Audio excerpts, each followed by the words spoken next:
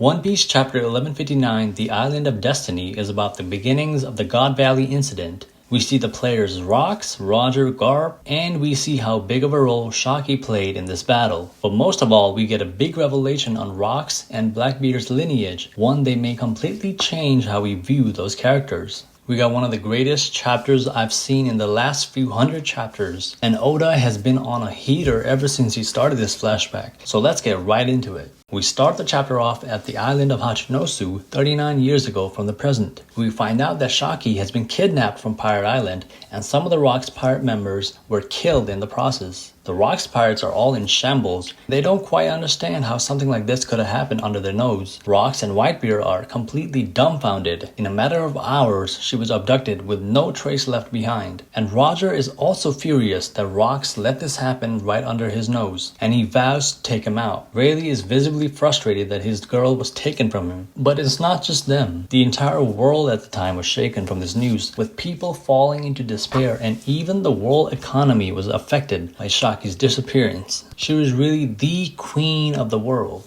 One whole year has passed and we're at God Valley. Biggerling Garling has come back to take care of some loose ends. His woman is awaiting with their 2 babies in the stroller, and she's extremely happy that Garling has come back. So the first thing she does is introduce Shanks and Shamrock to him, because it looks like this is the first time that he's seen his kids. Shanks' mom asks Garling to stay behind with her, but unbeknownst to her, Garling has already made up his mind on what he's about to do. He's already placed Shaki as a treasure for the upcoming manhunt that will take place in God Valley, and he hopes to marry her upon winning said competition. Then we see Navy ships make landfall at God Valley, and Garling stabs his woman in the stomach right in front of their 2 kids. If you thought Garling couldn't get more despicable, well, here you go. He's one character that is really being set up as one of the primary antagonists in the final war, and with everything he's caused to happen, I can see Shanks taking out Garling in the final war, if he makes it there.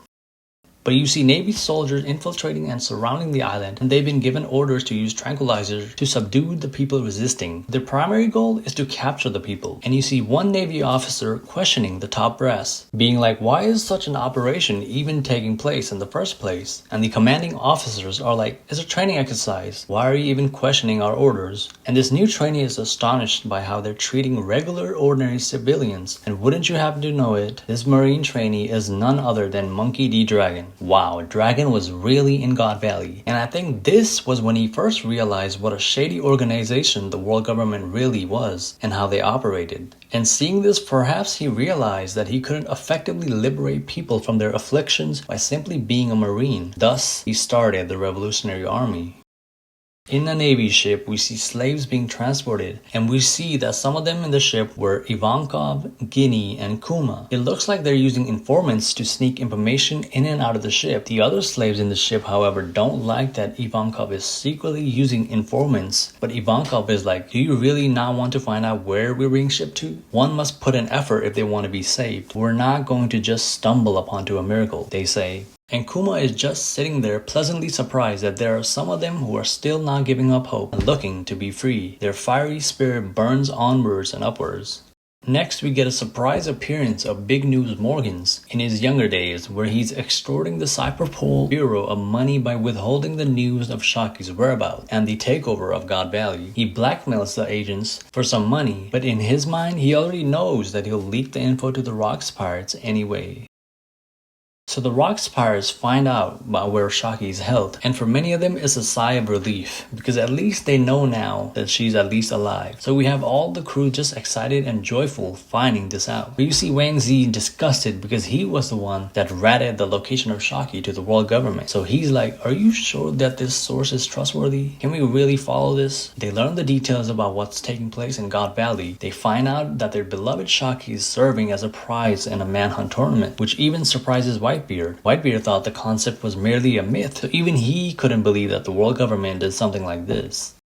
And you see Big Mom plotting to take the devil fruits that will be up for display, and she even asks Kaido if he wants one. Kaido wants to know what exactly these devil fruits do before making the selection, and Big Mom says something interesting when she says that these fruits will be perfect for my kids. We know that in God Valley there were 2 devil fruits in the Fish Fruit Dragon model, one eventually wielded by Kaido, and the Paw fruit, which will be wielded by Kuma. Now imagine if Katakuri, instead of having the Logia fruit Mochi Mochi, he had the dragon fruit or the Paw fruit. Imagine just how strong he would be with those fruits. He's already a first commander level with the mochi fruit. I think with Kuma's fruit, he could be rivaling Yonko's perhaps, which is a scary thought because she almost had it, and it would have if it weren't for Kuma.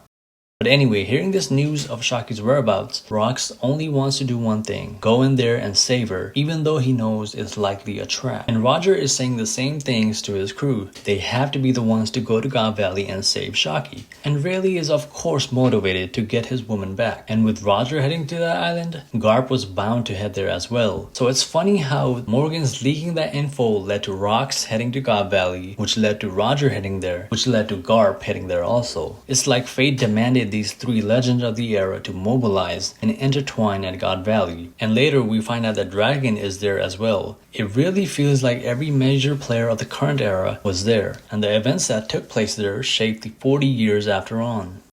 In the next page, we see Harold's giant ship intercept Rox on his way to God Valley. Harold says he's there on the order of world government to stop him before he gets there. Rox tells him that this really isn't going to win you any points with the world government. He realizes that Harold is trying to change Elbaph's reputation in the world by allying with the world government, but the entity that he is trying to side with isn't trustworthy enough to do that. Rox asks Harold to share a drink with him, and that's when he reveals to Harold that his name is actually not Rox D. Zebek, but Davy D. Zebek.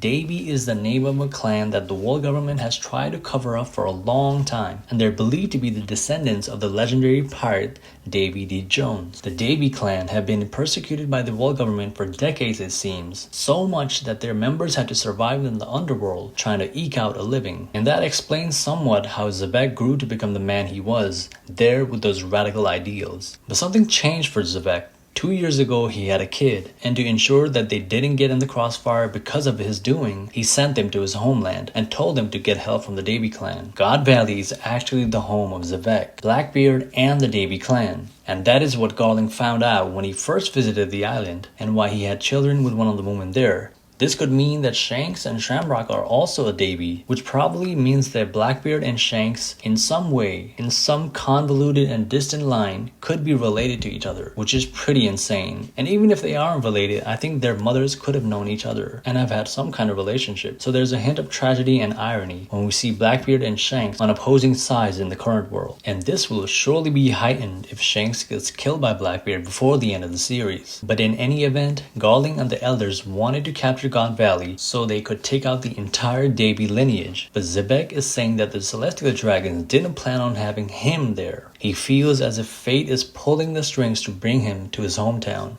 But then you get the reason why Zebek is walking himself into a trap. He wants to save his wife and kid who are housed there. He knows he's up against the ropes and fate is not on his side, but he can put up a better fight if he had Harold by his side. So he asks Harold to lend him his aid, but Harold refuses and says he would rather fight him instead. And so Zebek and Harold fight, and Zebek blows up Harold's ships and leaves. And now I know most people are probably bummed out by Harold's decision to challenge Zebek, simply wanting to save his family. They hate the idea that Harold is siding with the world government, who from our eyes are the ultimate evil of the world. But to them I say, you're not looking at it from his perspective. Put yourself in his shoes. He's a king, and he has an entire country behind him. He's a giant who has been maligned and persecuted for centuries. The Galilee, an ancient giant group of shipwrights, were forcibly captured and frozen and tested on. The entire world, ironically, looks down on the giant race, and even marines like Sengoku and Suru think it would be very hard for them to coexist with humans. And now imagine Harold, who's so desperately trying to change the perception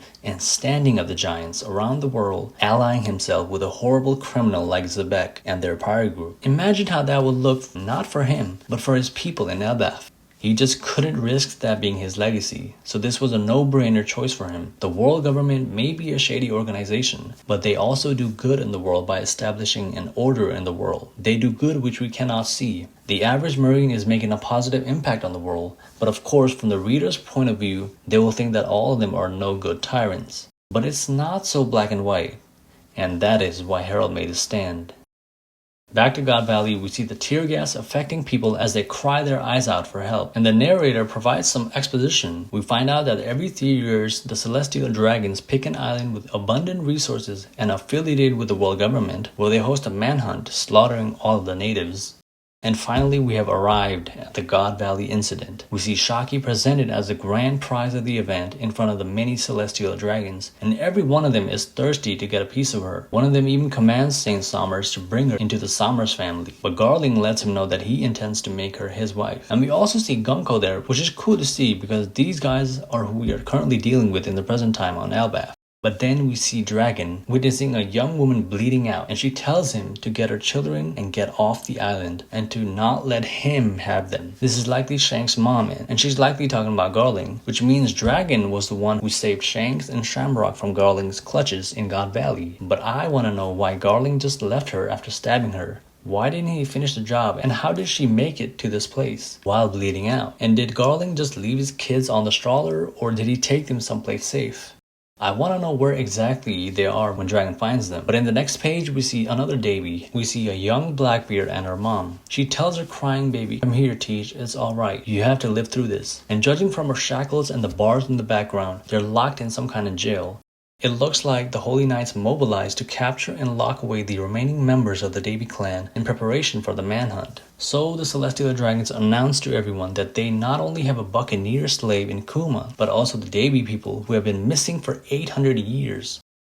This time frame immediately makes me think of Joy Boy and the Void Century. It's very likely that the Davy clan were allied with Joy Boy and his crew. Remember, Joy Boy was the first pirate, and knowing the mythology behind Davy Jones, I wouldn't be surprised if we find out that he's one of Joy Boy's crewmates, which is why the government were so adamant about finding these people.